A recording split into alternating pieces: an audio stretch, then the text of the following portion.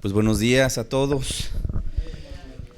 Pues bien, el día de hoy voy a compartir un tema que lo he titulado Al encuentro de Jesús. Así se titula esta enseñanza. Quiero que veamos cómo el Señor Jesús, a pesar de estar siempre rodeado de una gran multitud que le seguía, que le apretaba, que iba caminando con él, sin embargo, él sacaba tiempo para atender de manera personal a todos aquellos que se acercaban con necesidad. Y creo que esto es algo muy importante a lo largo de los pasajes que vamos a leer el día de hoy. Pues quiero que veamos esa constante, que Jesús estaba rodeado de multitudes, sin embargo había gente que se acercaba a él con necesidad.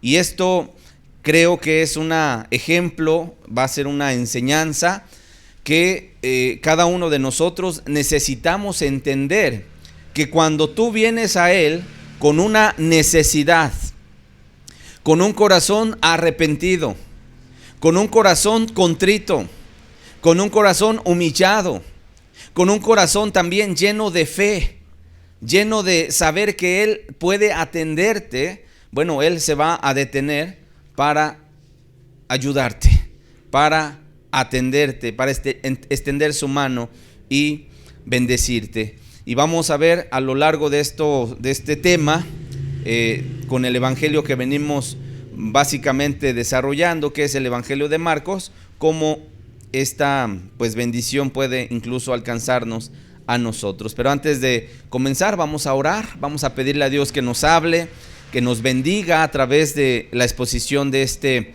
estudio, y que podamos salir renovados el día de hoy. Padre, el día de hoy te damos muchas gracias, Señor, porque tú estás en este lugar, porque sé, Padre, que tienes palabras para cada uno de nosotros, Señor. ¿Qué te pedimos, Señor? ¿Qué te rogamos? Que el día de hoy tú nos hables, como siempre lo has hecho, Señor. Tú ves nuestra necesidad, tú ves nuestras limitantes, tú ves nuestras fragilidades, Señor amado. Tú conoces al ser humano, no hay nada que podamos decirte que tal vez tú desconozcas de nosotros, Señor. Sin embargo, hoy venimos delante de ti y te decimos, Señor, extiende tu mano de misericordia, Señor. Hoy somos como aquel hombre que clamó y dijo, ten misericordia de mí, y tú te detuviste, mandaste por él y le diste bendición, Señor. Hoy así nos sentimos nosotros, Señor. Pero quédate hoy con nosotros, háblanos al corazón, Señor, que aún esta exposición, Señor amado, de tu palabra pueda ser como una luz de esperanza, Señor, que vuelva a florecer en nuestro corazón, Señor. Te lo rogamos y te lo pedimos en el precioso nombre de tu amado Hijo Jesús. Amén y amén. Vamos a abrir la escritura, hermanos, en el Evangelio de Marcos, capítulo 5, por favor. Y vamos a leer del verso 21 al versículo 34. Marcos 5, versículo 21 al verso 34. Dice así la palabra de Dios. Dice, pasando otra vez Jesús en una barca a la otra orilla, se reunió alrededor de él una gran multitud, y él estaba junto al mar. Y vino uno. Fíjense, ahí empieza a verse la diferencia. Estaba rodeado de una gran multitud y vino uno de los principales de la sinagoga, llamado Jairo. Y luego que le vio, se postró a sus pies y le rogaba mucho, diciendo, mi hija está agonizando, ven y pon las manos sobre ella para que sea salva y vivirá. Fue pues con él y le seguía una gran multitud y le apretaban. Verso 25. Pero una mujer que desde hacía 12 años padecía de flujo de sangre y había sufrido mucho de muchos médicos y gastado todo lo que tenía y nada había aprovechado, antes le iba peor, cuando oyó hablar de Jesús, vino por detrás entre la multitud y tocó su manto, porque decía, si tocare tan solamente su manto, seré salva. Y enseguida la fuente de su sangre se secó y sintió en el cuerpo que estaba sana de aquel azote. Luego Jesús, conociendo en sí mismo el poder que había salido de él, volviéndose a la multitud, dijo: ¿quién ha tocado mis vestidos? Sus discípulos le dijeron: ¿ves que la multitud te aprieta y dices: ¿quién me ha tocado? Pero él miraba alrededor para ver quién había hecho esto. Entonces la mujer, temiendo y temblando, sabiendo lo que en ella había sido hecho, vino y se postró delante de él y le dijo toda la verdad. Y él le dijo: hija, tu fe te ha hecho salva, ve en paz y queda sana de tu azote. Vamos a seguir leyendo porque creo que la historia nos da para terminarla. Dice: mientras él aún hablaba, vinieron de casa del principal de la sinagoga diciendo: tu hija ha muerto, ¿para qué molestas más al maestro? Pero Jesús, luego que oyó lo que se decía, dijo al principal de la sinagoga: no temas, cree solamente.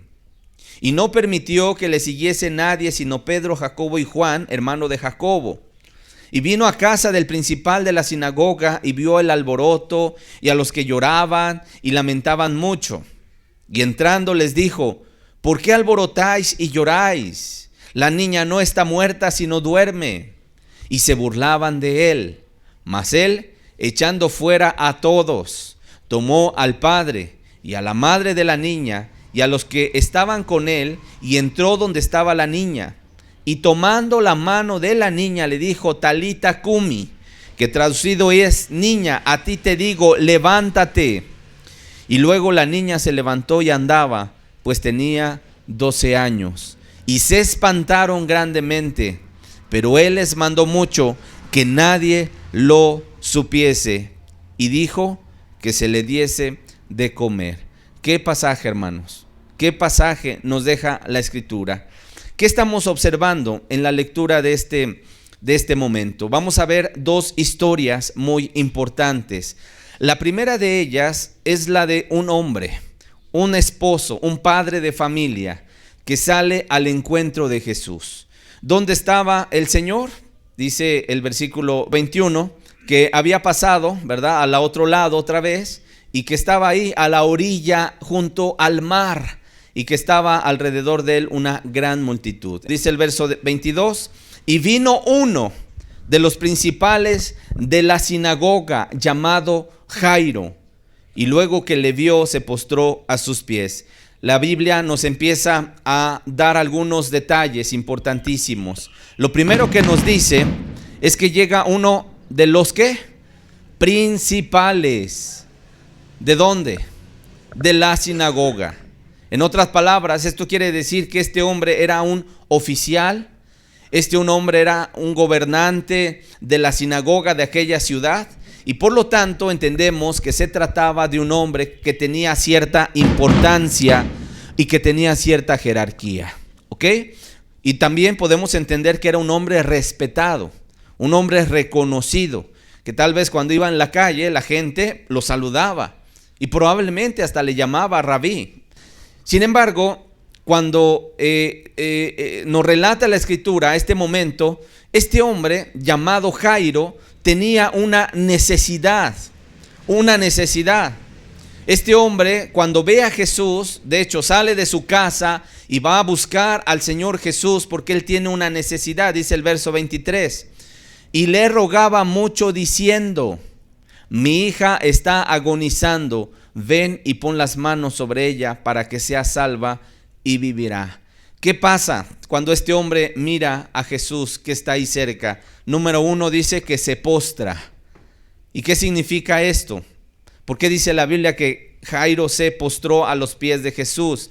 Porque este hombre, que era un hombre religioso, reconocía la autoridad de Jesús. Este hombre reconocía el señorío de Cristo. Y por eso cuando lo ve, llega ante Jesús y se postra ante él con su rostro en tierra, como en un acto de humildad, un acto de reconocimiento del señorío de Jesús. Y no solamente eso, además le ruega mucho. Dice el verso 23, y le rogaba mucho. En otras palabras, él en un acto de humildad se acerca para pedirle por su necesidad. ¿Ok? Y le dice: mi hija está agonizando. Y yo creo, hermanos, que no hay angustia más terrible para los padres que ver a uno de nuestros hijos luchando entre la vida y la muerte, ¿cierto o no? Cuando un padre ve a su hijo, a su hija, debatiéndose entre la vida y la muerte, la verdad es una de las angustias más tremendas que podemos experimentar.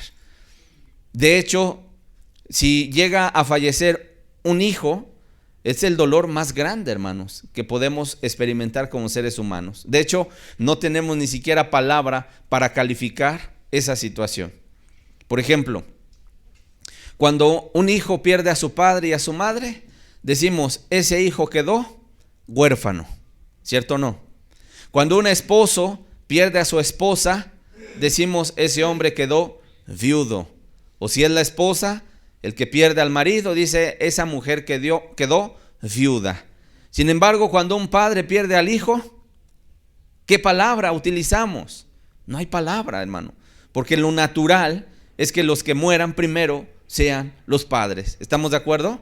Pero cuando es a la inversa, quiero decirte, es un dolor muy grande, un dolor muy agudo. De tal manera que lo que podemos decir es que Jairo en este momento estaba sufriendo mucho al mirar a su hija con una enfermedad terminal. La Biblia no nos dice qué enfermedad tenía.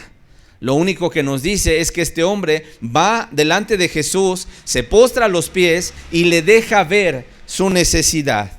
Le dice, mi hija está agonizando. Mi hija está agonizando. De tal manera que podemos entender que en ese momento Jairo había dejado su hogar para ir a buscar a Jesús. Sus pensamientos tal vez no se quitaban de ver a su hija agonizante, de ver a su hija enferma, y por lo tanto yo puedo entender, este hombre salió con una necesidad muy grande. Sin embargo, este hombre también nos deja ver algo muy importante. A pesar de que era un principal de la sinagoga, yo no veo que fue a ver al sumo sacerdote. Yo no veo que fue a ver a sus compañeros, tal vez de oficio, ¿verdad? Yo no veo que haya ido a buscar a un sacerdote ahí de la sinagoga, a un maestro, a un rabino, etcétera, etcétera, sino que más bien él reconoce algo. Sabe que en Jesús había solución a su necesidad. Por lo tanto, él toma la encomienda, toma la responsabilidad de salir y de buscar a Jesús hasta encontrarlo para llevarlo a su hogar. Y me puedo imaginar a Jairo, no lo dice la escritura, pero yo sí me puedo imaginar a Jairo cuando sale de su casa, va con la intención de no detenerse hasta buscar y encontrar a Jesús y no descansar hasta llevarlo a su casa. Ese era el objetivo que él tenía. De tal manera que cuando llega con Jesús, lo encuentra, se postra, le ruega mucho y le dice, mi hija está agonizando, ven y pon las manos sobre ella para que sea salva y vivirá. Si nos damos cuenta, este hombre tenía una fe en Jesús, una fe en él. Él no duda de que Jesús puede no solo sanar. Si te das cuenta, dice que ven y pon las manos sobre ella para que sea ¿qué? Salva. Y esto no es algo, al azar. Este hombre no buscaba la sanidad. Este hombre buscaba la salvación. Para que sea salva y viva. Este hombre, de alguna manera, estaba buscando la salvación. No tanto la sanidad. Sabía que esta niña estaba a punto de morir, pero como un padre piadoso que pudo haber sido este hombre, pues buscaba la salvación de su hija. Entonces decía, ven y pon las manos sobre ella para que sea salva y pueda vivir. Ahora, para mí es muy impresionante ver la oración de este hombre, porque nos deja una lección para todos aquellos que somos padres. ¿Y cuál es la lección que debemos aprender? Que nunca debemos dejar de orar por nuestros hijos. Si nuestros hijos caminan en la verdad, el apóstol Juan decía, porque no hay mayor gozo que ver que mis hijos caminan en la verdad. Y podemos decir como padres, gloria a Dios. Pero si en determinado momento uno de nuestros hijos toma un camino equivocado, si en determinado momento uno de nuestros hijos se va desviando del camino y tal vez el día de mañana vemos que no está buscando de Dios con todo su corazón, sino que empezó a agarrar otros caminos, yo quiero decirte, en este caso Jairo nos deja ver una verdad muy grande, que tenemos que orar como padres, incluso cuando nuestros hijos están al borde de la muerte espiritual. ¿Estamos de acuerdo?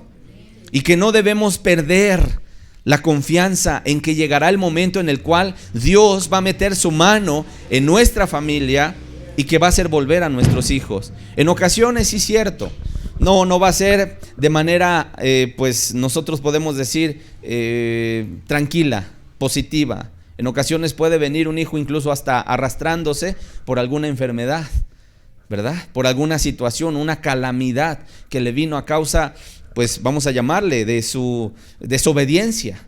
Sin embargo, regresa a Dios. Y tenemos que seguir nosotros, no quitando nuestra confianza, nuestra oración de Dios y decirle a Dios: Señor, ten misericordia aún de mis hijos. ¿Estamos claros?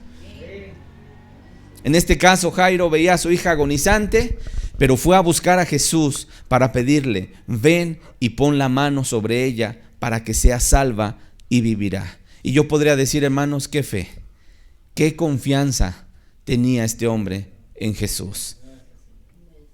Qué confianza tenía este hombre en Jesús. Tal vez, a pesar de ser un hombre popular o que tenía un reconocimiento aún de la gente que estaba en ese lugar, sin embargo, su necesidad le llevó a buscar a Jesús y creer en Él, confiar en Él. Y no solamente eso, llevarlo a casa. Porque ¿cuál fue la respuesta del Señor Jesús? Viene Jairo, se postra, le ruega: ven a mi casa, pon tus manos sobre mi hija para que sea salva y viva. Y entonces dice el verso 24, fue pues con él. Y yo puedo decir, qué hermoso nuestro Cristo, que ante una necesidad apremiante, Él nunca dejó con la mano estirada a ninguna persona. Si yo te dijera y te pongo un reto a que busques en la Biblia, en los evangelios, a qué persona no atendió el Señor Jesús, bueno, no vas a encontrar ningún caso. Alguien levantará la mano y dirá: bueno, es que un día una mujer sirofenicia, la mujer cananea, le rogaba y le decía: ayúdame en mi necesidad, mi hija está endemoniada, pero ven y ora por ella, pide por ella. Y sin embargo el Señor Jesús no hizo caso. Sin embargo, si seguimos leyendo, nos damos cuenta de que a pesar de que el Señor no hizo caso al principio, porque quería tratar la idolatría, el pecado que había en esa mujer, al final de cuentas, su corazón de esa mujer fue convertida a Jesús. De tal manera que Jesús le dijo a la mujer cananea o sirofenicia, que es la misma: oh mujer, grande es tu fe, hágase contigo como has pedido, como tú quieres. Entonces vemos en la Escritura que toda persona que se acercó con necesidad, con un corazón contrito, humillado, que clamaba a Dios, siempre recibió respuesta. Y aquí es lo que me dice la Biblia: fue pues con él y le seguía una gran multitud. ¿Y qué cosa? Le apretaban. En este versículo podemos ver otra vez el contraste.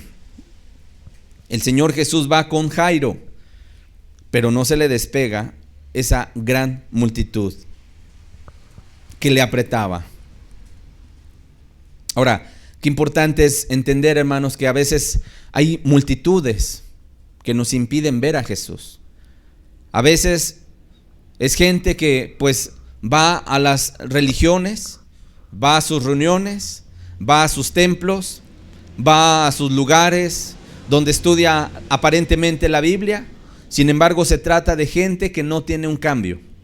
Gente que en ocasiones pues simplemente son parte de una multitud que aprieta, pero que no recibe.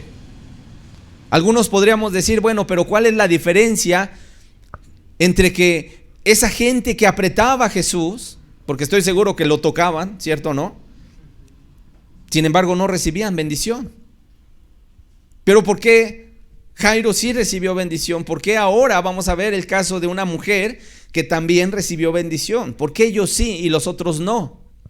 ¿Acaso el Señor Jesús no quería bendecir a todos? Yo pregunto. Jesús quería bendecir a todos. Pero entonces, ¿de qué depende? Si Dios quiere, Dios desea, Dios ha extendido la mano para que nos tomemos, ¿qué tiene que hacer el ser humano? Dar el paso. ¿Cierto o no? Dar el paso. Ahora, ¿la salvación de quién es? De Dios. Él es el que produce el querer como el hacer, ¿no? Dice la Biblia.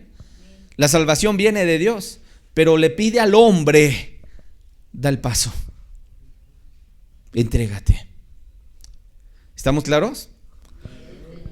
Ok, entonces esa multitud en ocasiones, y perdónenme la expresión, hermanos, pero en ocasiones estorba. Cuando Zaqueo, que era un chaparrito, quería ver a Jesús, ¿quién le impedía no ver a Jesús? La multitud. De tal manera, pero ahora sí que se le ocurrió, ¿verdad? A Zaqueo, dice, bueno, no lo voy a poder ver por la multitud que está aquí haciéndome estorbo, pero entonces él va y se sube a un árbol, no importándole la vergüenza que eso le iba a ocasionar. Dice, yo quiero ver a Jesús. Y entonces se sube al sicómoro, y cuando va pasando Jesús por ahí, bueno, al tener un corazón, ¿verdad? Al tener una actitud, que es la actitud que Dios busca, correcta, de humillación, de reconocimiento de su necesidad, el Señor Jesús voltea y ve a Zaqueo ahí y le dice, bájate, quiero ir a tu casa. Qué hermoso es nuestro Jesús, hermanos. Incluso en medio de nosotros, hermanos, alguien dirá, yo le lloro a Dios y pareciera que no me oye. Bueno, eso es lo que tú piensas, pero Él escucha, Él nos oye en nuestro clamor. Él oye, hermanos. Ahora dice, verso 25, mientras se encaminaban hacia la casa de Jairo, entre los aprietos de la multitud, dice el verso 25, pero una mujer. ¿Cuántas mujeres? Una mujer. En otras palabras, aparece en escena otra persona. Ahora se trata de una mujer. No nos dice su nombre, pero sí nos describe la Biblia que era una mujer que tenía una enfermedad desde hacía muchos años.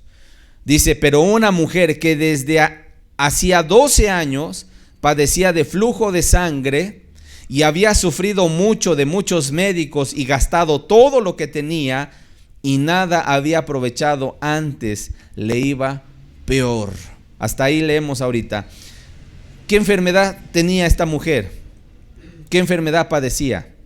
Flujo de sangre, ¿ok? Esta mujer tenía un flujo de sangre, una enfermedad que la descalificaba de todos lados. Mira, número 1, físicamente podemos decir que la sangre es vital, ¿verdad que sí? ¿Qué pasa si una persona pierde sangre?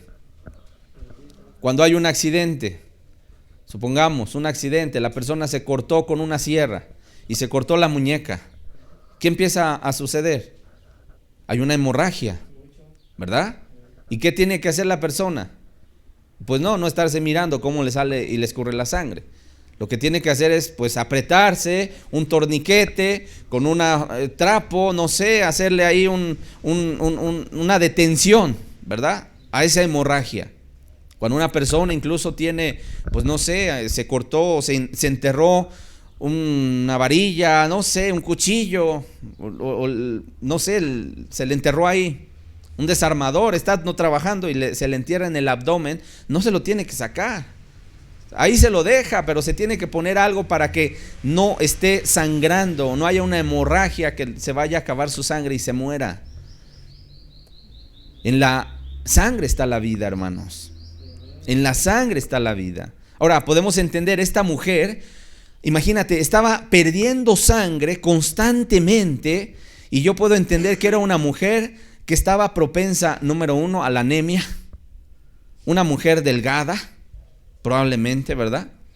Una mujer debilitada, una mujer que se sentía a lo mejor cansada, sin ganas de hacer nada. Entonces, imagínate, te pongo estos casos porque de alguna manera la Biblia nos deja ver o nos deja entender pues que esta mujer estaba padeciendo físicamente, pues entre una debilidad, anemia o lo que tú quieras. Por otro lado, esta enfermedad le había durado ¿cuántos años? 12 años, imagínate, 12 años con esa enfermedad. En su desesperación, esta mujer había buscado a muchos médicos, lo cual me da a entender que se trataba de una mujer que probablemente era o había tenido recursos económicos, ¿cierto o no? Porque en aquel entonces, ¿quién podía pagarse atención médica? Pues solamente la persona que tenía o contaba con los recursos, ¿estás de acuerdo? Ahora, sin embargo, hablando económicamente, entonces su dinero se le fue acabando al ir de doctor en doctor, y por lo cual a la enfermedad crónica que sufría esta mujer, ahora se le sumaba la pobreza, porque dice ahí la Biblia, dice, y había sufrido de muchos médicos. ¿Y por qué dice había sufrido de muchos médicos? Bueno, porque en cada reunión pues la revisaban, en cada atención médica la tenían que revisar, y para ella tal vez era muy penoso, ¿no? Pero no solamente dice que había sufrido de muchos médicos, así en plural, sino también dice y gastado todo lo que tenía. Entonces, yo puedo entender que pues se trataba de una mujer que a lo mejor tenía posición económica, pero que lo había perdido todo a causa de su enfermedad. ¿Y qué dice? Y nada había aprovechado, antes le iba peor. ¿Había encontrado la curación a su mal? A pesar de las visitas constantes con el doctor, los tratamientos, las medicinas, sin embargo, nada le había caído bien, no sanaba. Y por el contrario, le iba peor. ¿En qué sentido? Pues ya sin dinero, y su enfermedad no cedía. Más debilidad, etcétera, etcétera. Ahora, por si fuera poco, número 3, ritualmente, esta mujer estaba excluida de una manera de la presencia de Dios, y de hecho era calificada como una mujer inmunda. Dice Levítico, por favor, capítulo 15, versículo 19 al 31. Y por eso creo que a través de esto pues vamos a entender muchas cosas, hermano. Fíjate, aquí se está dando la ley a personas que sufrían de flujo. En el caso de la mujer, el flujo de sangre. Dice el verso 19, cuando la mujer tuviere flujo de sangre y su flujo fuere en su cuerpo, 7 días estará apartada, y cualquiera que la tocare será inmundo hasta la noche. Esto es importante que tú lo vayas entendiendo. Todo aquello sobre lo que ella se acostare mientras estuviere separada será inmundo. También todo aquello sobre lo que se sentare será inmundo. Y cualquiera que tocare su cama lavará sus vestidos, y después de lavarse con agua será inmundo hasta la noche. También cualquiera que tocare cualquier mueble sobre el que ella se hubiere sentado lavará sus vestidos, se lavará luego a sí mismo con agua y será inmundo hasta la noche. Y lo que estuviere sobre la cama o sobre la silla en que ella se hubiere sentado, el que lo tocare será inmundo hasta la noche. Y bueno, te sigue describiendo ahí una larga lista de prohibiciones. Dice el verso 25, y la mujer, cuando siguiere el flujo de su sangre por muchos días fuera del tiempo de su costumbre, o cuando tuviere flujo de sangre más de su costumbre, todo el tiempo de su flujo será inmunda como en los días de su costumbre. Y sigue hablando y dice el verso 27, cualquiera que tocare esas cosas será inmundo, y lavará sus vestidos, y asimismo se lavará con agua y será inmundo hasta la noche. Y ya dice el verso 29, y al octavo día tomará consigo 2 tórtolas o 2 palominos, y los traerá al sacerdote a la puerta del tabernáculo de reunión, y el sacerdote hará del uno ofrenda por el pecado y del otro holocausto, y la purificará el sacerdote delante de Jehová del flujo de su impureza.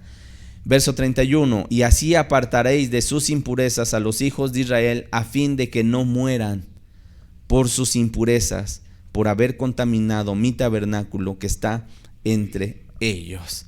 Ahora, si te das cuenta, pues esta mujer tenía todas las de perder. ¿Ella conocía esta ley ritual? Yo te pregunto, ¿sí o no? ¿Verdad que sí? Ella conocía esto. Y ella sabía que en su enfermedad, ella no debía tocar a nadie. ¿Estamos claros? Ahora, sin embargo, en su desesperación o en su necesidad, surge un rayo de esperanza cuando escucha hablar de Jesús. ¿Qué fue lo que escuchó?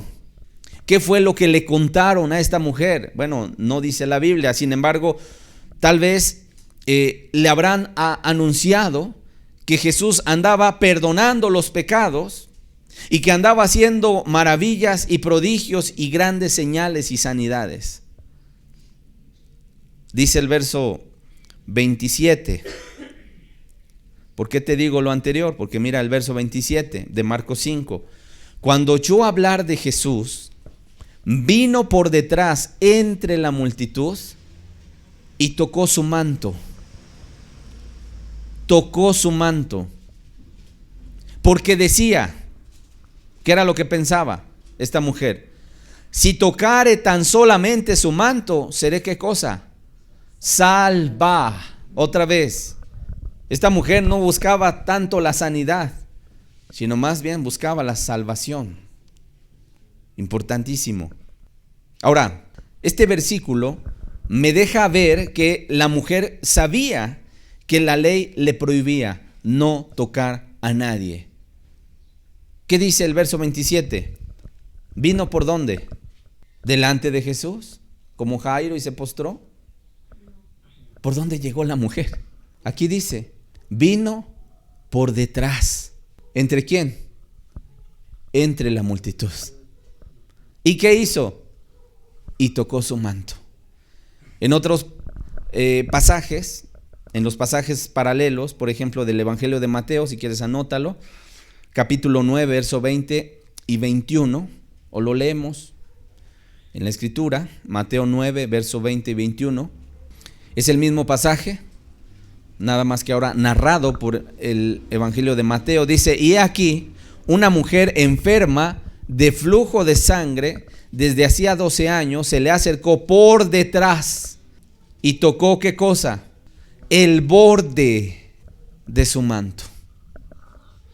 Porque decía dentro de sí, es decir, ella pensaba, si tocare tan solamente su manto, seré salva.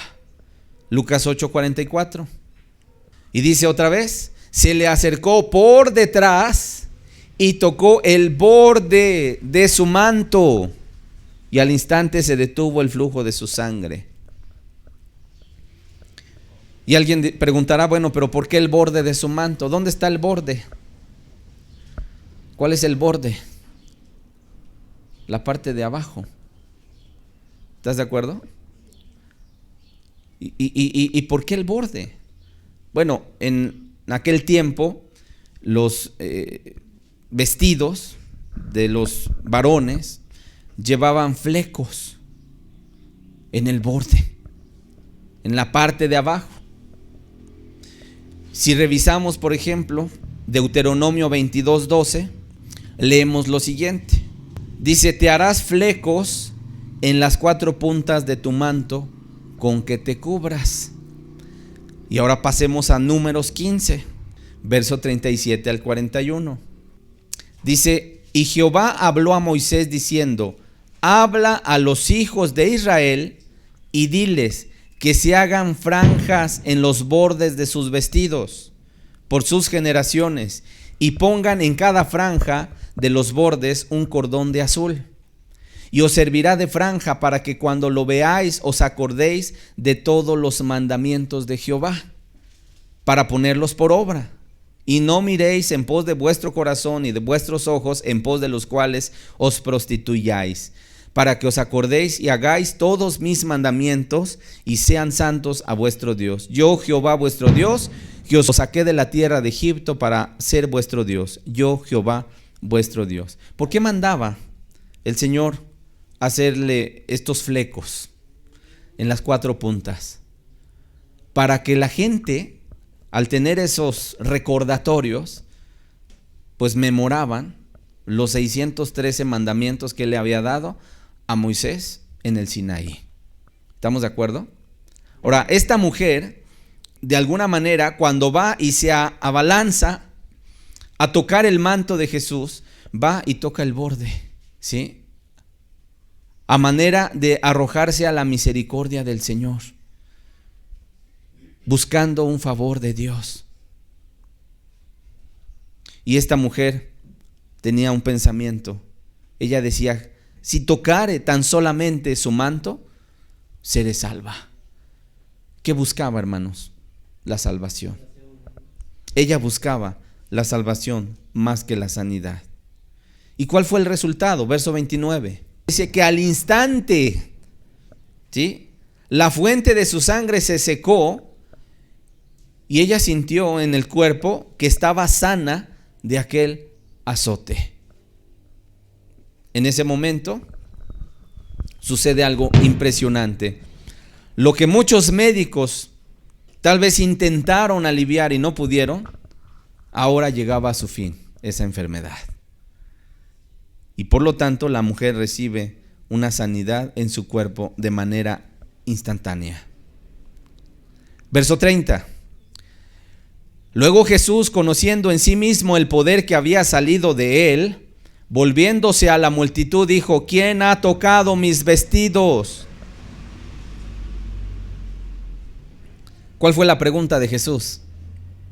¿Quién ha tocado mis vestidos?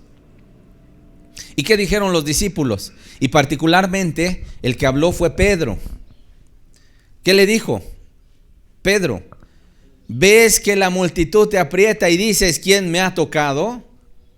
A manera como hasta de querer regañar al Señor. ¿Cómo que pregunta, no? Es como si dijéramos: Señor, ¿pero qué pregunta, no? Pues todo mundo viene lanzándose ahí contigo, te viene apretujando. ¿Cómo dices: ¿quién me ha tocado?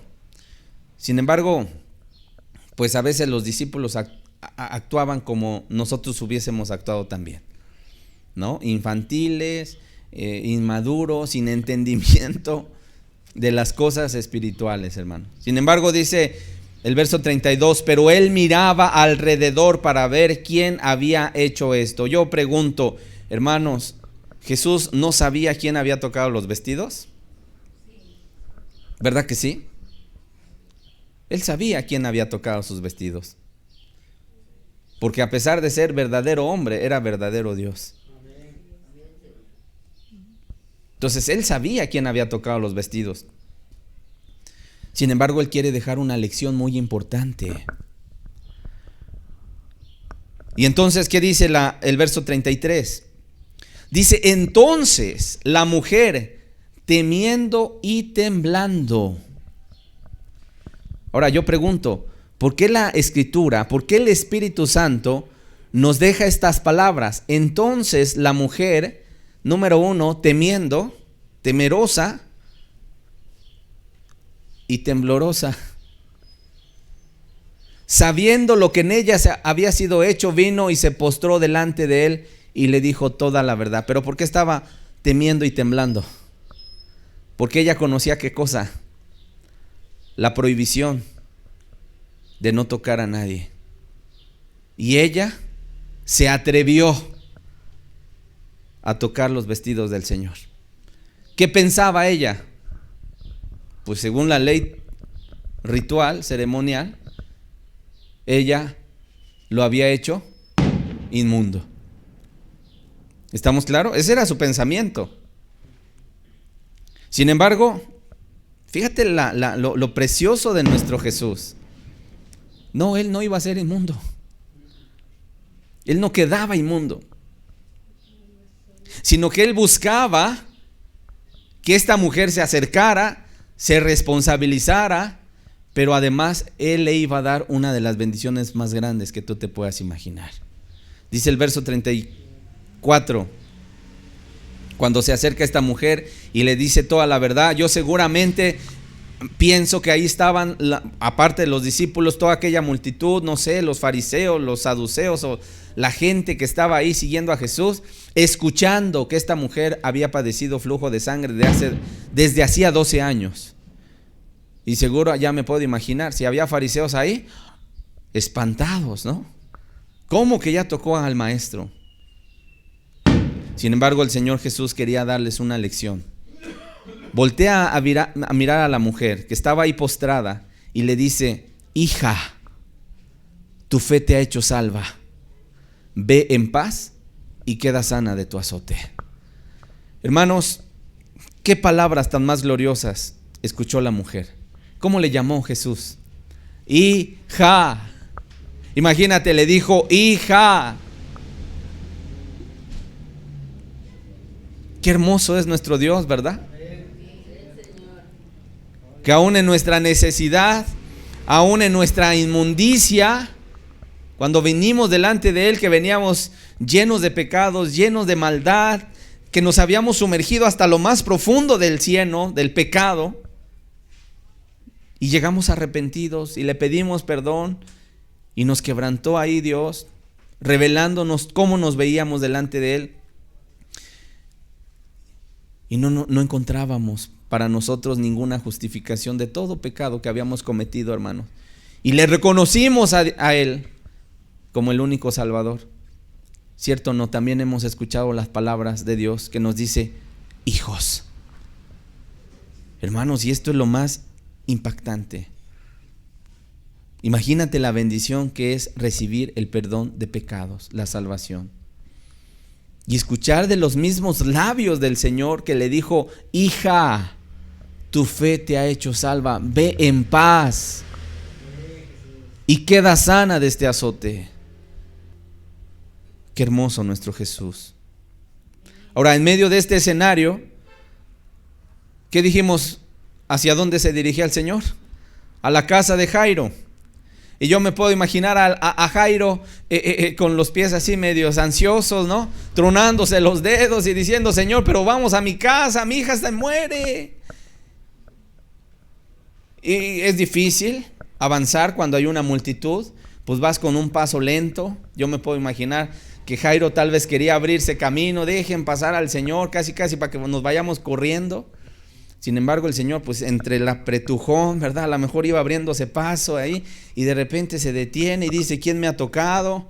Y los discípulos empiezan a hablar con Jesús: Señor, pues todos te aprietan, ¿cómo vamos a seguir caminando? No, alguien me ha tocado. Y se queda ahí esperando a ver quién es. Llega la mujer, seguramente no fueron 2 minutos, ¿verdad? Empieza a platicar su historia, porque se narra en los 3 evangelios. Y yo me puedo imaginar a Jairo ahí tronándose los dedos, diciendo: Señor, mi hija.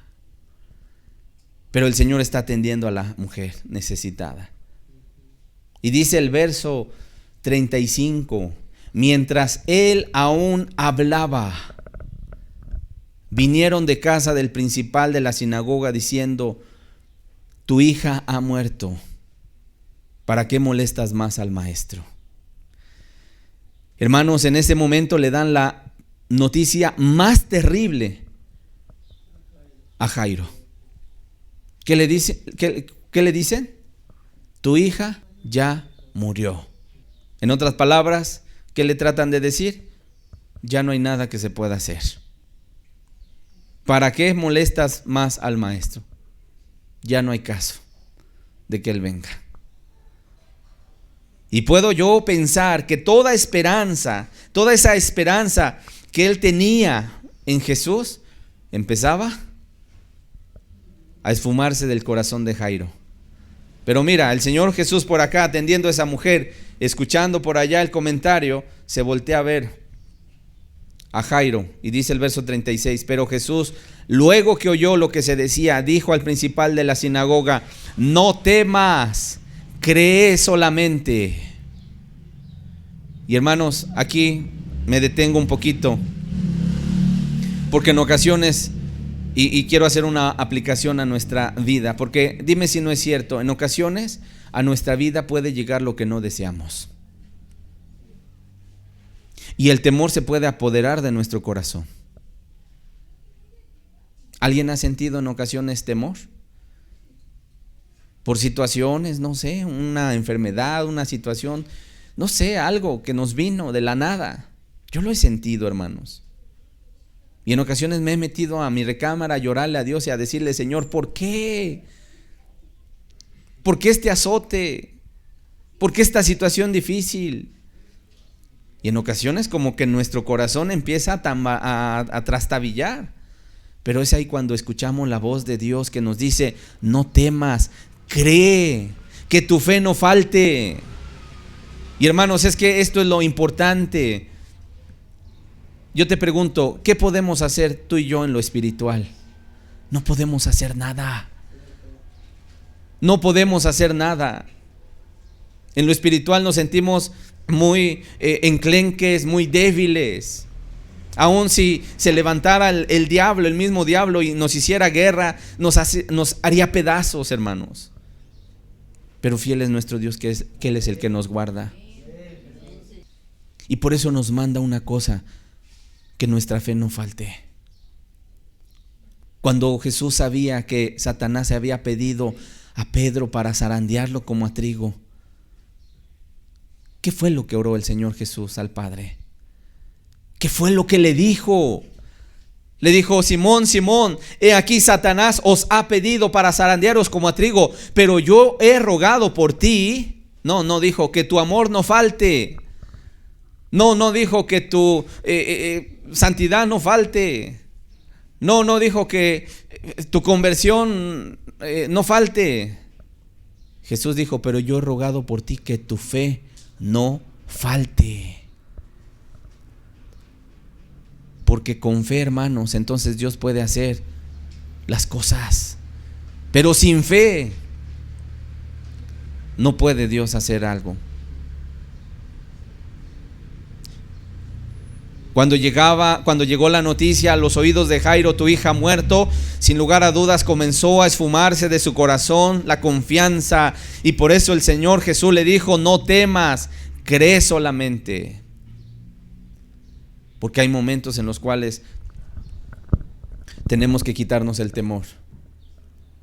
Y debemos creer. Debemos seguir creyendo en Jesús, hermanos. Que Él va a hacer las cosas que ya nos ha prometido. Ahora, en ese momento Él hace a un lado a la multitud. Dice el verso 37, y no permitió que le siguiese nadie. Le dijo a la multitud: aquí quédense. Y nada más le dijo, llamó a Pedro, a Jacobo y a Juan, hermano de Jacobo. Y entonces ahora sí, se dirigió a la casa de Jairo. Y vino a la casa del principal, verso 38, a la casa del principal de la sinagoga, y vio el alboroto y a los que lloraban y lamentaban mucho. En aquel tiempo había incluso toda una oficio de las playideras, que eran contratadas personas para poder ir a llorar en un velorio. Y la gente llegaba, y aunque no conocieran al que había muerto, no, era su oficio. Llegaban y empezaban ahí a hacer algunas lamentaciones y a llorar, y hacían alboroto, y se nos fue, y empezaban a tener pena por el fallecido. Cuando llega Jesús a la casa del principal, entonces ve que ya estaba el alboroto ahí. Estaban llorando, estaban lamentando, y yo me puedo imaginar a lo mejor a las mujeres diciendo: la niña se nos fue, ya murió, ay, qué tristeza. Y cuando Él entra, dice el verso 39, les dice: ¿por qué alborotan y lloran? La niña no está muerta, sino duerme. La niña no está muerta, sino duerme. ¿Y qué hizo la gente? Se burlaban de Él. Se burlaban de él. Por lo tanto, entonces el Señor dice que echando fuera a todos. Y esa palabra está muy fuerte. ¿Qué dijo el Señor? ¿Qué hace con el burlador? Sáquemelo. Echando fuera a todos, dice. Tomó al padre y a la madre de la niña y a los que con él estaban, es decir, a sus apóstoles, a sus tres, Pedro, Jacobo y Juan, y entró donde estaba la niña. Y yo ya me puedo imaginar a lo mejor a la pequeña ya acostada, no sé, rodeada de muchas cosas funerarias. Sin embargo, el Señor va, se dirige a la niña, le toma la mano, dice el verso 41, y le dice, Talita Cumi, que traducido es niña, a ti te digo, levántate. ¿Y qué sucedió? En ese momento que el Señor Jesús expresa esas palabras, dice, y luego la niña se levantó y andaba, puso a caminar ahí, pues tenía 12 años, y se espantaron grandemente, pero él les mandó mucho que nadie lo supiese, y dijo que se le diese de comer. Una de las cosas que vemos, pues este es un milagro maravilloso, hermanos, pero resulta que siempre que el Señor Jesús llegaba a un lugar donde estaban velando a una persona que había fallecido, el muerto se levantaba, hermanos. Incluso cuando un día llegó a la casa de uno de sus amigos que había fallecido, llamado Lázaro, ¿cuántos días tenía de muerto? 4 días. Ya había muerto. Imagínate. ¿Qué pasa cuando una persona muere? Empieza un proceso de descomposición así, rápido. Oye, imagínate en el sepulcro, ya varios días ahí. Algunos habrán dicho, no, pues ya. Así dijo Marta, ¿no? Señor, y he de ya, huele mal, ya apesta. Cuando dijo el Señor, quiten la piedra, Marta dijo, Señor, pero ¿cómo? Pues si va a salir ya un olor fétido de allá adentro. Y el Señor Jesús dijo, ¿no te he dicho que si crees verás la gloria de Dios? Otra vez la palabra creer, confiar. A pesar de que en ocasiones las cosas las veamos tan adversas, hermanos, somos llamados a creer, a confiar, a no dudar. Hermanos, ¿quién es el que promete? Dios. Y Dios no es mentiroso. Dios es veraz. Y Dios es la vida. Por eso cuando Él llegaba y estaba el muertito ahí, Él lo levantaba, porque Él es la vida. Él es la vida, hermanos.